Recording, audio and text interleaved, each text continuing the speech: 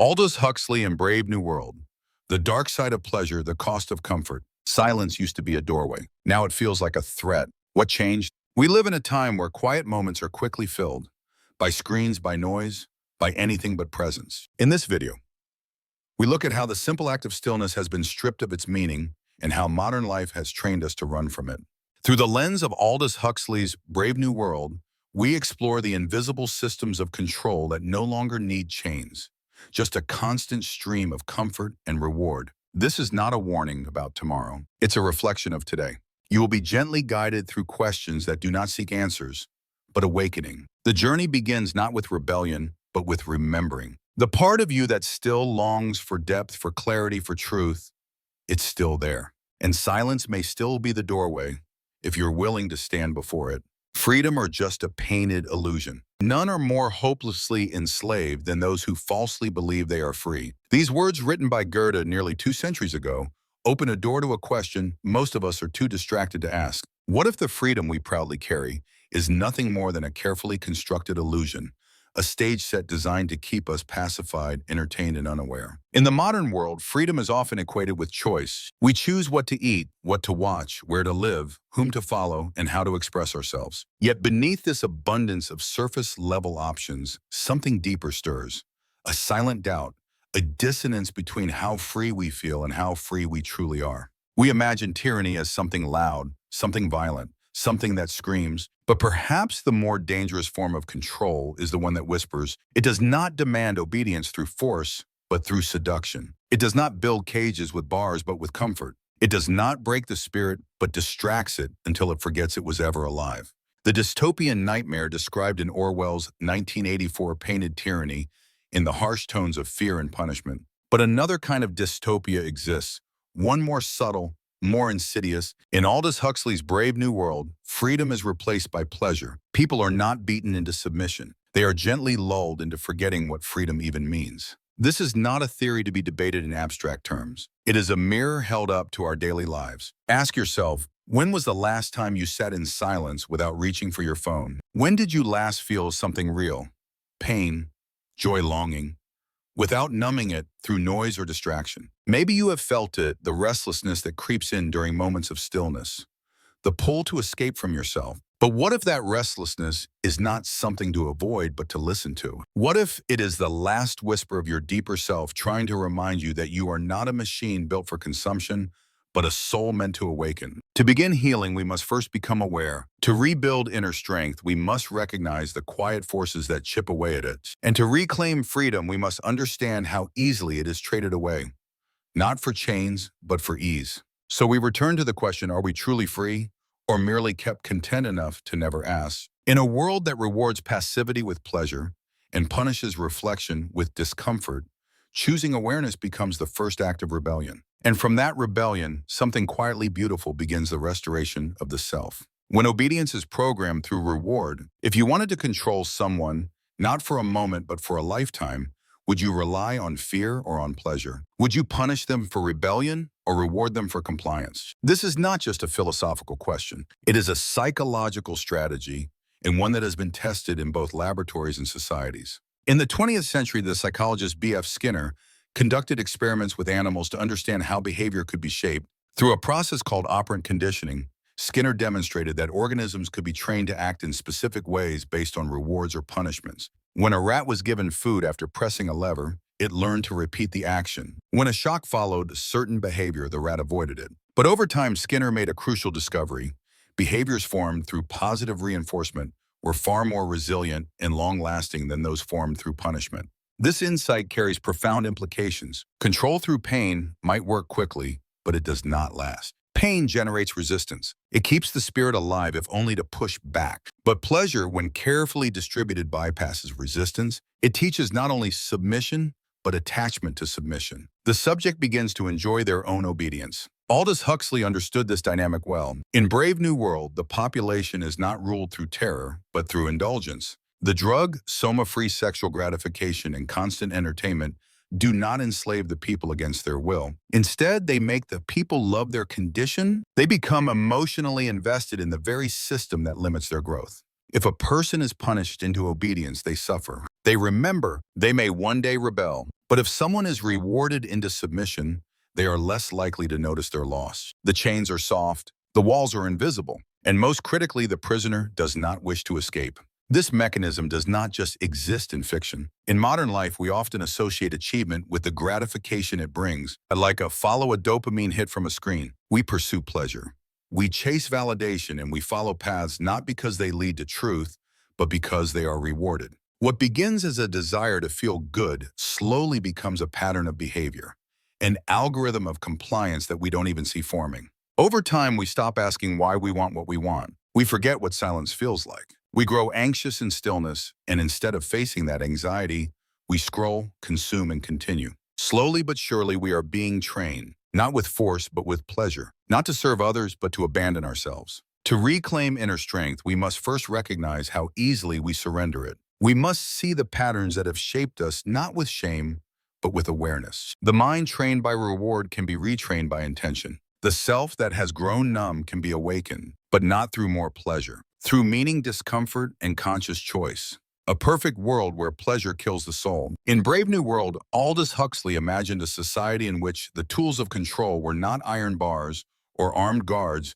but pleasure so abundant and distraction so constant that people no longer questioned the world around them. There was no need for force, no need for fear. The state had learned a more effective method: provide endless comfort, and the soul will fall asleep. The drug soma is perhaps the most iconic symbol of this engineered numbness. It was distributed daily not as a punishment, but as a gift. Depending on the dosage, it could offer calm joy hallucinations or deep sleep. The citizens were not forced to take it. They wanted it, they craved it, because soma gave them a break from everything: real pain, longing, silence, thought. It offered what Huxley called a holiday from reality.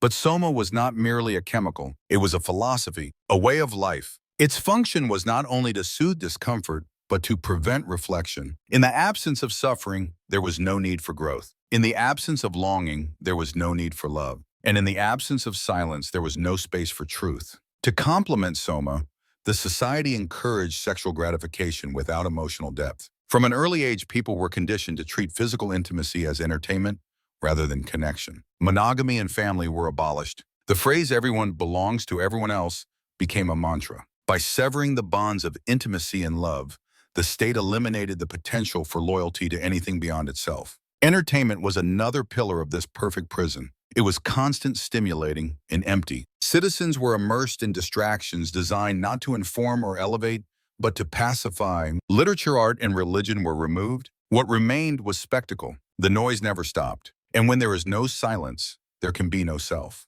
This world was not violent. It was not brutal. It was soft, indulgent, and meticulously designed to remove all friction. And that was precisely the danger. People were not kept in line through pain. They simply had no desire to leave. Pleasure had become their cage. Many of us may think this world is fiction, but look around. The constant pull of our devices, the curated perfection of social media, the erosion of depth in our relationships, the fear of stillness. How different is our world really? The tragedy of such a system is not only in its success at control, but in what it slowly erases: the soul's hunger for truth, the heart's ache for connection, the mind's need for silence. When all of that is replaced by surface-level pleasure, we may find ourselves safe, entertained, and utterly lost. To feel again, we must risk discomfort. To grow, we must allow ourselves to want more than relief. There is beauty in silence. There is power in longing. And there is something sacred in the raw, unfiltered human experience. That is what soma takes away.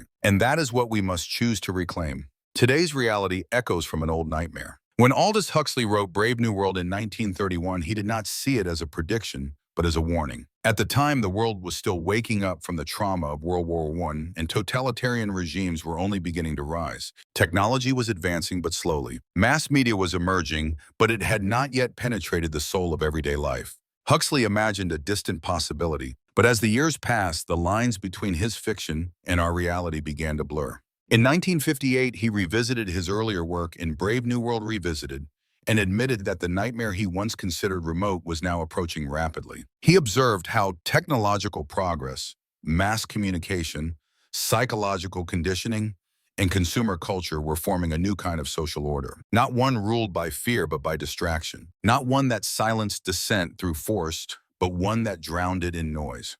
Today, that noise is everywhere. It lives in our phones, in our feeds, in the constant scroll of content designed not to inform, but to keep us engaged. The endless stream of stimulation mimics the soma of Huxley's world. It does not ask for our loyalty. It simply captures our attention. And in doing so, it captures our time, our energy, and slowly our ability to think deeply. One in 6 Americans now take some form of psychotropic drug. Millions struggle with opioid addiction. Online pornography has reshaped expectations around intimacy and eroded real connection. And social media, once a tool for communication, has become a stage for performance, a mirror that reflects back not who we are, but who we think others want to see. These are not isolated issues. They are symptoms of a deeper shift, a cultural migration away from meaning and toward comfort, from presence to distraction, from depth to surface. This is not a coordinated conspiracy. It may not even be intentional, but its effects are real, measurable, and deeply personal. In a world where almost everything can be purchased, the cost of freedom is often paid in attention. And once attention is lost, so is awareness. And when awareness fades, so does the self. But there is another layer to this reality. Many of us feel it without fully naming it. A vague emptiness, a fatigue that sleep cannot cure, a sense of being surrounded yet alone. These feelings are not signs of weakness. They are evidence that some part of you is still awake, still aware that something essential has been traded away. The echo of Huxley's nightmare grows louder, not through force, but through our silence, through the quiet acceptance of the easy, the entertaining, the empty. But even in that silence, something stirs, a question, a pull, a desire to feel whole again. To face today's reality is not to despair. It is to remember that awareness is the first step to awakening, and awakening is the seed of change. Temporary pleasure or challenging freedom? Which will you choose? There is a question most of us avoid because we know the answer demands something uncomfortable. Do we really want freedom, or do we simply want to feel good? The modern world offers us comfort, convenience, and constant stimulation, and for many that is enough. Why reach for truth when distraction is easier? Why struggle for meaning when pleasure is instantly available? Why choose growth when numbness feels safer? This is not a condemnation. It is an invitation to look more closely, to ask yourself, what do I really value? If freedom requires effort, if awareness demands discomfort, if truth asked me to feel pain, would I still choose it? Or would I rather stay asleep, wrapped in comfort, untouched by the weight of choice? The difficult truth is that real freedom is rarely pleasant. It demands responsibility. It asks us to carry the burden of awareness, to make decisions that go against the grain, to question what we are told, and to stand alone when necessary. Freedom is not something we are given. It is something we reclaim, and reclaiming it hurts. Pleasure, on the other hand, is easy. It soothes, it distracts, it comforts, but the more we choose it, the more we risk losing the very things that make us human. Depth, connection, reflection. Pleasure without purpose becomes a trap. It keeps us in cycles of craving without fulfillment, busy without meaning, entertained but empty. In Brave New World, people traded their freedom for comfort without protest. They accepted the loss of their humanity as the price for never having to feel pain. And yet the cost was far greater than they realized. What they surrendered was not just autonomy, but their ability to love, to think deeply, to suffer meaningfully, to hope. These are not obstacles to avoid. They are the soul's way of growing. To live fully, we must be willing to be uncomfortable. We must allow ourselves to feel longing, confusion, even grief. These emotions are not weaknesses. They are signs of life. They tell us we are awake, that we are still capable of wanting more than safety. You have a choice. You always have. You can continue to chase the next distraction, the next high, the next comfortable escape. Or you can pause, breathe, feel, ask yourself what really matters. Choosing freedom will not make life easier, but it will make life yours. It will bring you back to your own center. It will teach you how to hold yourself in the storm, how to say no when the world demands yes, how to be present in a culture that numbs. It will remind you that freedom is not found in what we consume, but in what we are willing to face. There is no shame in having chosen comfort in the past. We all have, but today, right now, you can choose again. You can choose to live awake. The awakening moment begins with a silent question. There is a moment, often quiet and unexpected, when something stirs within you. It is not loud. It does not announce itself with drama. It arrives like a whisper, a shift in perception, a pause that interrupts the pattern. Perhaps it comes in the stillness of early morning or in the middle of a restless night. Maybe it comes when you are surrounded by noise and yet suddenly feel alone. It is not the world that changes. It is your way of seeing. This moment is not comfortable. It unsettles you. It makes you aware of everything you have been avoiding. The distractions, the compulsions, the habits that once felt harmless now feel hollow. You realize you have been running, but you no longer remember what from. You have been reaching, but you no longer know what for. This is the beginning of awakening.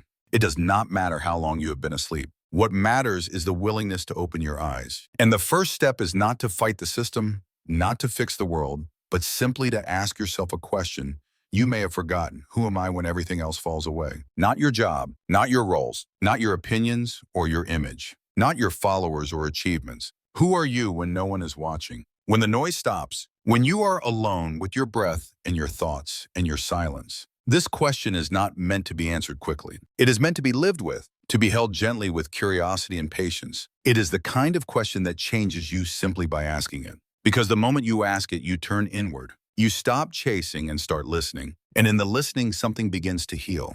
The world around you may remain chaotic. There may still be noise, confusion, and pressure. But inside, a space opens, a quiet, sacred place that belongs only to you. From this space, clarity can emerge. From this space, strength is born. You begin to notice what truly nourishes you. A deep breath, a meaningful conversation, a moment of stillness under the sky. You realize that healing is not a destination, but a returning, a remembering, not of who the world told you to be, but of who you have always been beneath the layers. Awakening does not mean escaping the world. It means engaging with it more honestly. It means bringing presence into the ordinary. It means choosing to live with intention rather than reaction. You stop being a passive consumer of experience and become a conscious participant in your own life. This is not easy. There will be days when you forget, when the noise pulls you back in, when the old habits feel more comfortable than awareness. But the moment has already happened. You have already begun, and you can always begin again. That is the power of awakening. It is not a destination. It is a practice, a path walked slowly with grace and truth. It starts not with answers, but with a question. And that question asked in silence is where everything begins again.